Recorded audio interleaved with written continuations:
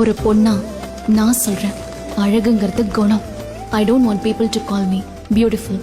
அதுக்கு பதிலா உனக்குள்ள உழைப்பு இருக்கு, கருணை இருக்கு, உனக்கு தைரியம் ஜாஸ்தி, அறிவு ஜாஸ்தி உள்ள பொண்ணுன்னு சொன்னா நான் சந்தோஷப்படுவேன். Address us by our qualities.